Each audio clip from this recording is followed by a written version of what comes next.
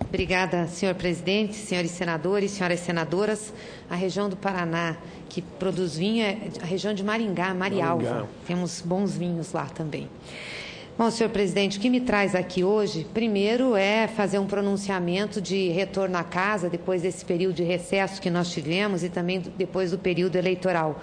Me congratular com todos os colegas, dizer que temos muito trabalho, muitos desafios aí pela frente, mas eu não podia reiniciar os meus trabalhos aqui no Congresso Nacional sem agradecer ao povo paranaense em primeiro lugar, a todos aqueles e aquelas que manifestaram sua campanha, sua confiança na nossa proposta, na proposta de mudança que apresentamos no Estado do Paraná durante essa campanha. Igualmente saúdo aqueles que também optaram democraticamente pela continuidade ou pela outra alternativa posta, na certeza de que queremos um Paraná melhor para todos os paranaenses.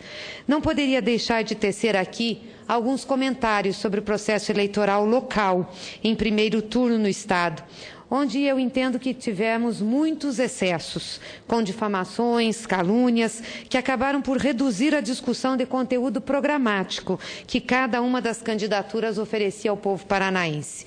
Muito foi dito indevidamente, senhor presidente, sobre minha atuação e minha pessoa, em razão, inclusive, da minha estada na Casa Civil da Presidência da República e por ter, neste período, não podido estar no Estado como eu gostaria, estar afastada da atividade política mais cotidiana.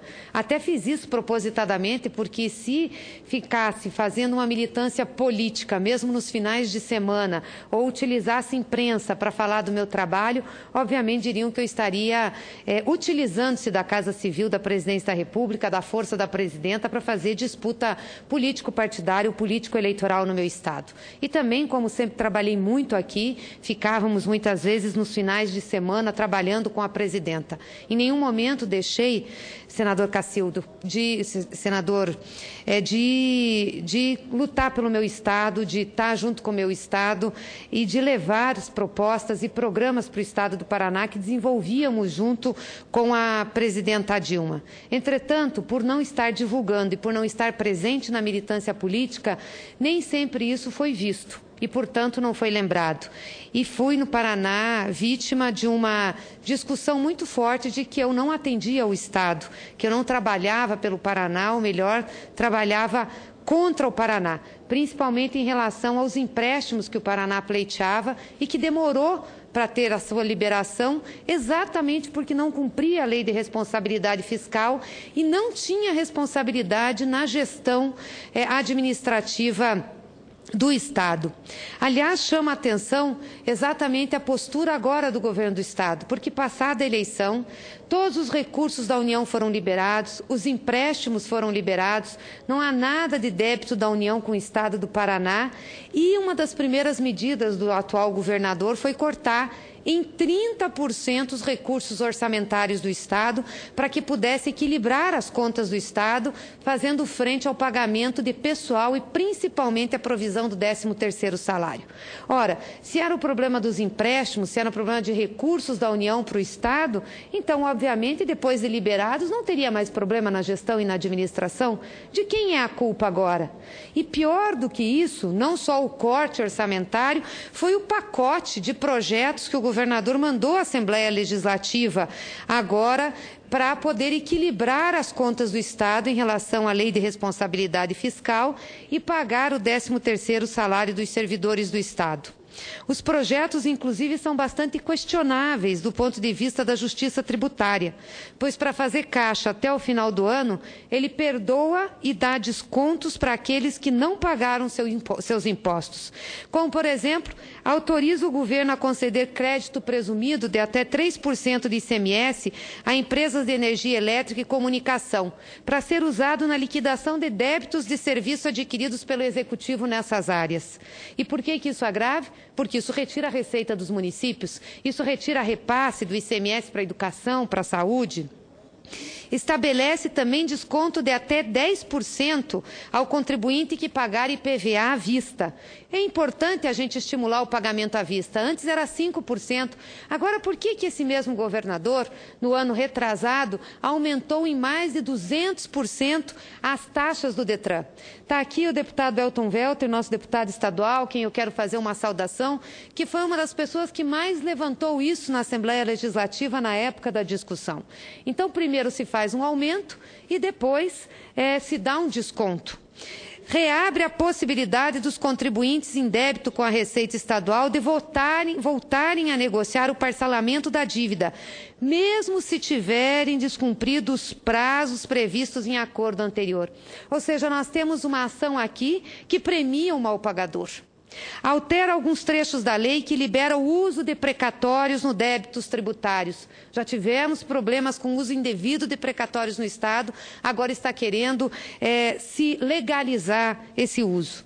Dá desconto de até 95% de multas e juros para o contribuinte que pagar dívidas atrasadas de ICMS, IPVA e TCMD. Eu acho muito importante que o governo do Estado se preocupe em cumprir integralmente a lei de responsabilidade fiscal, o que não fez no primeiro mandato, no que se refere aos gastos de saúde com o pessoal. Porém, é preciso ter planejamento e responsabilidade para não comprometer as receitas futuras do Estado e, principalmente, não comprometer os recursos para os municípios, os recursos para a saúde e os recursos para a educação. Porque toda vez que se encontra contas em relação ao ICMS, se dá descontos ou se abre mão de pagamentos de multas, o que acontece é que municípios, saúde e educação também saem no prejuízo. E eu pergunto agora, de quem é a culpa? É a culpa do governo federal? É a culpa da senadora da República? Não tem culpa, porque nunca teve. Sempre ajudamos naquilo que foi possível ajudar o Estado do Paraná. Eu espero, sinceramente, que o governador do Estado tome a responsabilidade de reequilibrar as finanças e deixar o Estado do Paraná numa situação de Estado com finanças equilibradas e solúveis. Passada a eleição, eu quero me dirigir a toda a população do Estado do Paraná para reafirmar os meus compromissos como senadora da República do nosso Estado. Além de continuar ajudando o Paraná, além de brigar pelo meu Estado, pelos seus direitos, pelo seu povo, pelo povo trabalhador, vou estar aqui no Senado da República, desempenhando as minhas funções legislativas, seguir apresentando projetos, debates e causas importantes em defesa do nosso Estado e do povo brasileiro, mas vou igualmente reafirmar a minha posição e o meu dever de fiscalizar e cobrar as ações do governo do Estado, ainda mais de referência ao segundo mandato do governador. Seguirei atenta ao compromisso das promessas, que ainda não foram cumpridas de 2010 e das que foram feitas em 2014. O povo paranaense precisa ter respeito e as promessas que foram feitas têm de ser cumpridas. Mas aqui eu também quero falar um pouco, senhor presidente, da situação nacional. Passadas as eleições que democraticamente definiram governadores, congressistas e a continuidade da presidenta da República, Dilma Rousseff, como ela própria disse em seu pronunciamento de vitória, é tempo de união e de diálogo. Mais uma vez, a campanha eleitoral no Brasil demonstra a força da nossa democracia. Momento importante de confronto de projetos, de país em que o povo pôde escolher o seu futuro. Mas, encerrado o pleito, é preciso olhar para frente, trabalhar pelo conjunto deste extraordinário Brasil, multicultural, multiétnico, solidário e harmonioso. O equilíbrio na disputa presidencial que teve a vitória da presidenta Dilma, diferentemente dos que muito têm afirmado, não representa uma divisão do país, nem política, nem regional. Todos os brasileiros querem avançar e querem um país melhor. Tem propostas e formas diferentes de se expor. Na região sul e no Paraná, senhor presidente, a cada 10 pessoas, pelo menos 4 votaram na presidenta Dilma. Portanto, nós temos um eleitorado de 40% ou mais nessa região que deu seu voto à presidenta. Então, não é verdade que o sul e o sudeste são contra a presidenta Dilma. Nós temos uma população considerável que reconfirmou a sua confiança na nossa presidenta. Aliás, em números absolutos, se nós formos pegar, o Sul e o Sudeste dão mais votos à presidenta que o próprio Nordeste. São 26 milhões de votos contra 24 milhões de votos. Então é falácia, não é verdade dizer que nós temos um país dividido. Eu fico vendo, senhor presidente, nas redes sociais e também em notinhas, acusações ao presidente Lula de ter incentivado a divisão entre ricos e pobres, entre o Sul e o Nordeste. É mentira. Eu sou do Sul, Vossa Excelência também nasci lá. Já vi muitas vezes essa discussão de movimento separatista do Sul acontecer de forma equivocada. As pessoas não têm informação sobre o que isso significa, sobre o que é a dimensão continental desse país e a importância que isso tem para a nossa economia, para a região sul do mundo. Isso é fundamental. Isso é fundamental para que a gente possa entender o desenvolvimento do nosso país. Então, não é verdade. Ninguém começou, não foi o presidente Lula, nem a presidenta Dilma, que começou um movimento separatista.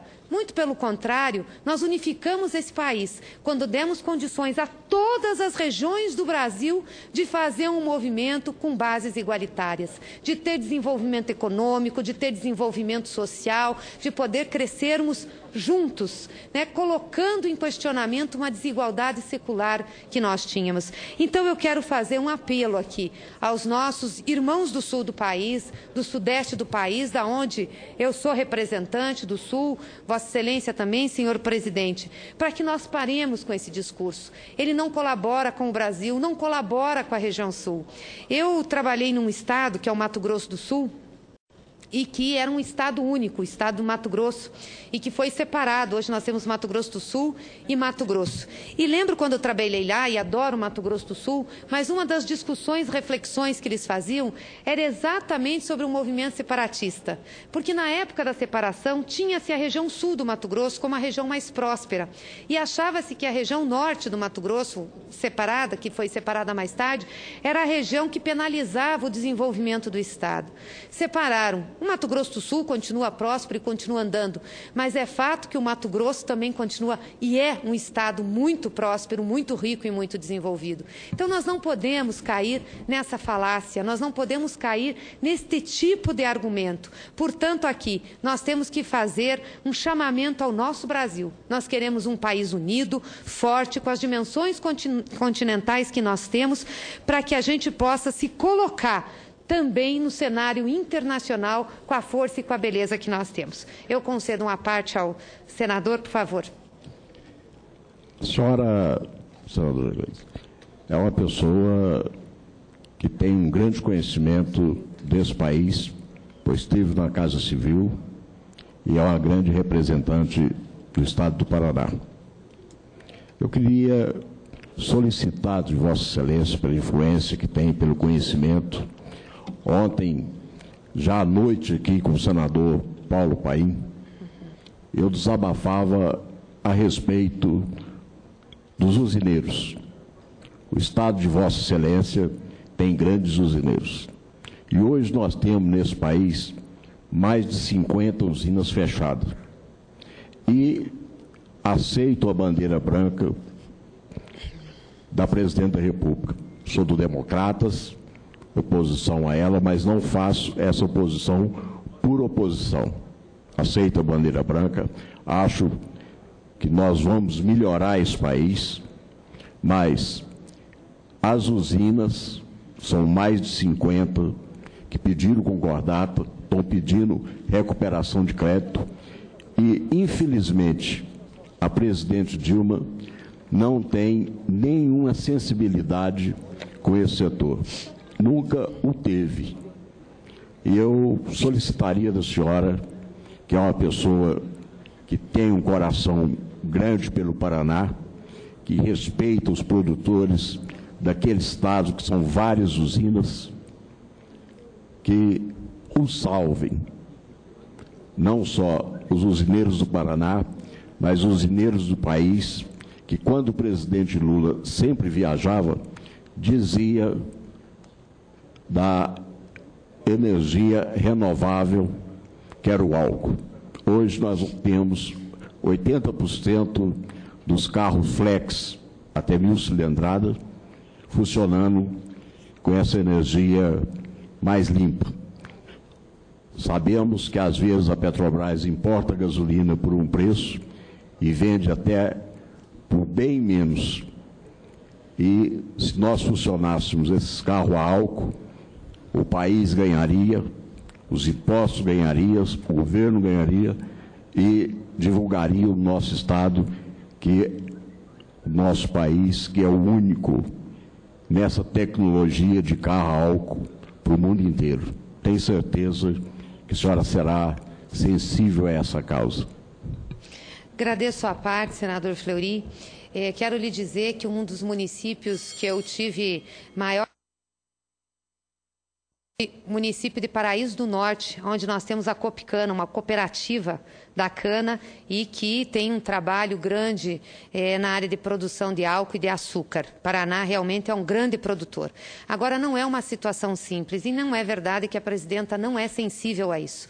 Várias medidas, eu estava na Casa Civil quando essas medidas saíram, várias medidas foram tomadas para ajudar o setor. Desonerações tributárias, recursos com juros mais baixos para financiamento, mas nós temos um problema muito objetivo, que é o preço do combustível. Para tornar o álcool competitivo, teríamos que subir muito o preço da gasolina. Nós não podíamos e não podemos impor isso ao país. Nós temos que achar um caminho para retomar essa competitividade. Eu concordo com Vossa Excelência. Nós precisamos, uma alternativa de combustível ao mundo, uma alternativa de energia e precisamos fazer um esforço grande, todos nós. Mas quero aqui reafirmar a sensibilidade da presidenta e o compromisso dela. Infelizmente, as coisas não são simples. Se fossem, tenho certeza que nós já teríamos solução. Mas pode contar comigo aqui, senador, como paranaense, como uma pessoa que defende o setor, para que a gente possa encontrar uma solução conjunta. E eu queria, presidente, para terminar, falar um pouquinho da situação que nós estamos vivendo aqui em relação à política. E também fazer um apelo, como fiz agora para a região sul, pela união do país, pelo diálogo, para que a gente siga em frente depois do processo eleitoral. É hora de cessarmos também, senhor presidente, as fofocas que procuram indispor os nossos líderes legitimamente eleitos. É hora do diálogo da presidenta, democraticamente reeleita, com todos os partidos que compõem sua base aliada, com as lideranças reconduzidas e com as novas que surgiram a partir deste pleito.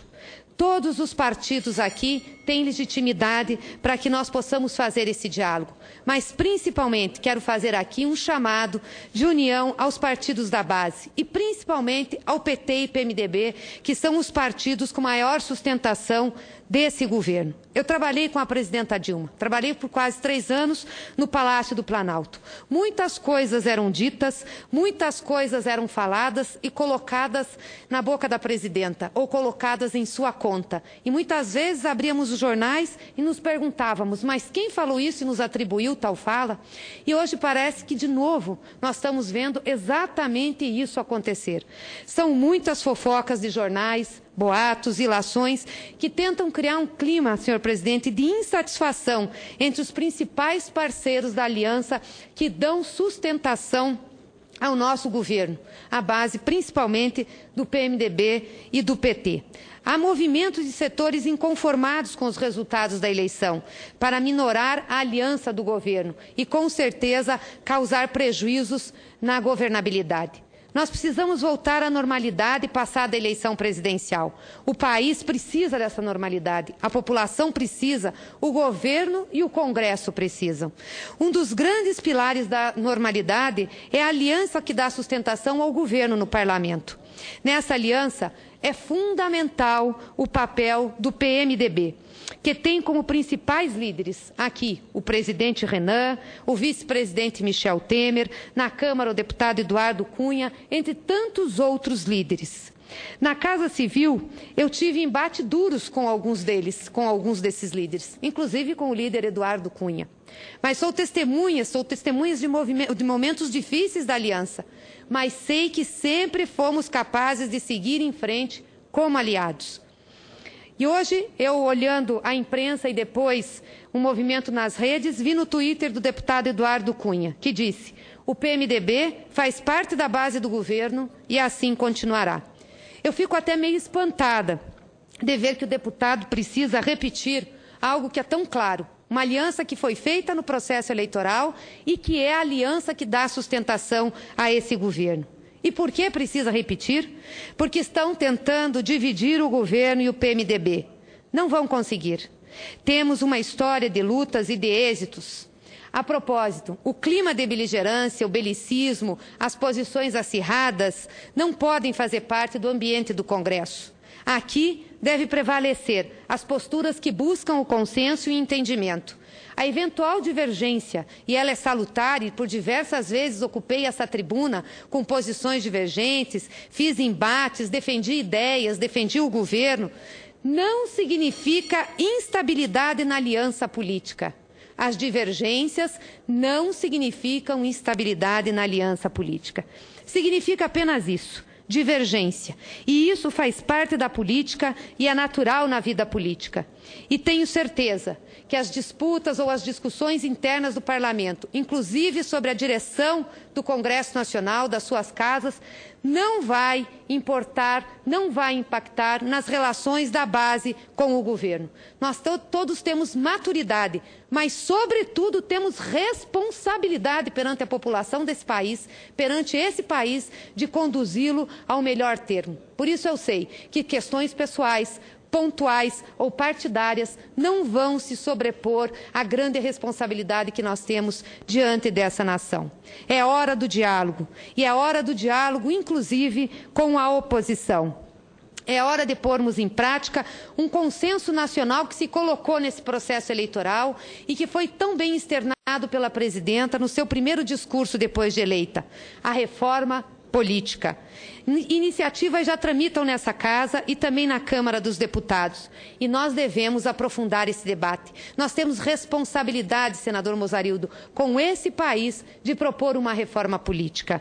Não se trata de polemizar em torno de plebiscito ou referendo, instrumentos que são importantes e legítimos, mas sim de enfrentar a reforma. E tenho certeza que todos os líderes, principalmente do PT e do PMDB, convergem na necessidade de fazê-las. Questões como o financiamento de campanha, por exemplo, têm de ser melhor definido. Sou contra o financiamento empresarial, já votamos uma matéria nessa casa. No caso aqui do Senado, nós temos que discutir o fim da suplência, a questão de reeleição do mandato de senador, que já tem 8 anos e que poderíamos ter também um prazo, a questão da coincidência.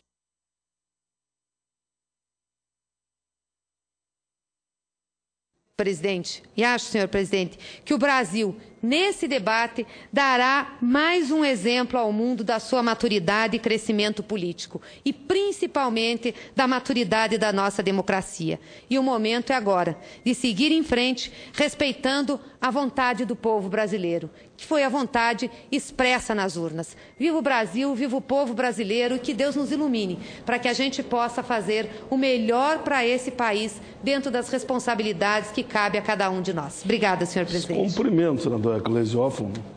Me permita que eu diga isso.